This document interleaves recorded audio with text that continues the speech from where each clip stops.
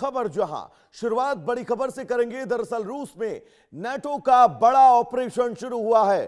कालिनिंग्राद के आसपास नाटो की कार्रवाई, नाटो का बड़ा हवाई अभियान शुरू। एंटी सबमरीन एयरक्राफ्ट की भी तैनाती देखी गई है। ब्रिटेन और बाल्टिक सागर के आसपास गतिविधियां बहुत बढ़ी हैं।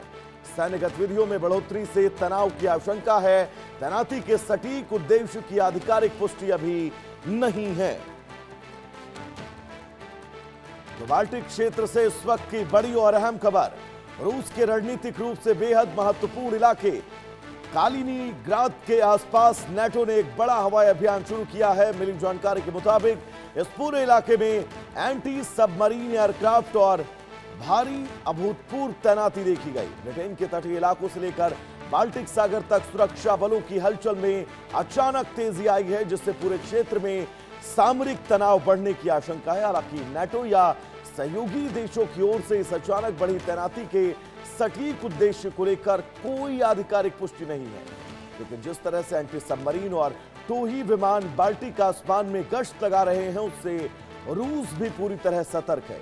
क्या कोई सुनियोजित रणनीतिक ड्रिल है या रूस को दिया गया कोई सीधा संदेश?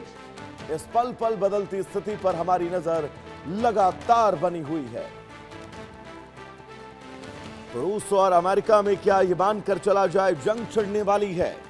सैन्य गतिविधियों में बढ़ोतरी देखी जा रही है। अमेरिका ने रूस को चारों तरफ से क्या घेर लिया है?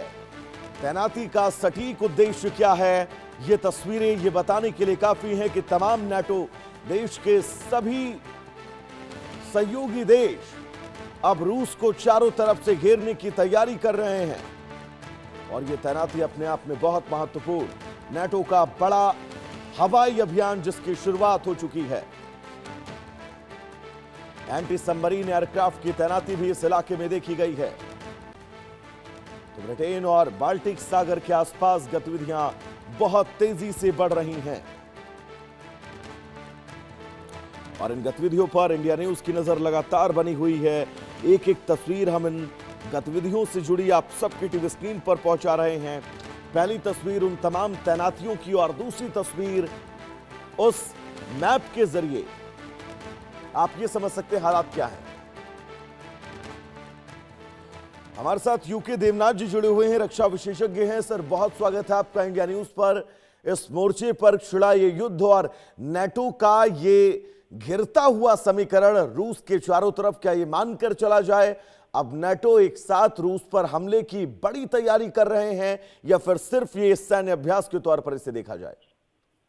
हाँ, जब से ये युद्ध चालू हुआ है लगातार कई बार ऐसी धारणा बनी कि शायद यूक्रेन की मदद करने के लिए नेटो के जो देश हैं वो चारों तरफ से आकर रूस के ऊपर दबाव डाल सकते हैं।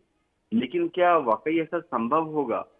नेटो का हेडक्वार्टर ब्रुसेल्स में इसको लेके कई बार चिंता हुई है और चर्चा के बाद हमेशा ये निकल कर आया कि नेटो के देशों का बेसिकली ये मामला है कि रूस ने अभी तक नेटो के किसी देश पर हमला नहीं किया और नेटो का गठन ही तब हुआ था यह सोच के कि अगर रूस नेटो के किसी देश पर हमला करता है तो नेटो के चार्टर 5 के हिसाब से सारे देश मिलकर फिर रूस के ऊपर हमला कर सकते हैं। तो फिलहाल जैसे रूस हमले कर रहा है यूक्रेन के ऊपर, अब यूक्रेन जो है नेटो का मेंबर नहीं है, तो ठीक है ये एक्सरसाइज कर रहे हैं। पहले भी उन्होंने इस तरह की जॉइंट एक्सरसाइज की है रूस के बॉर्डर के पास, रूस की समुद्री सीमाओं के पास। इस बार भी लग यही रहा है कि ये एक्सरसाइज है रशिया पर मनोवैज्ञानिक दबाव डालने के लिए।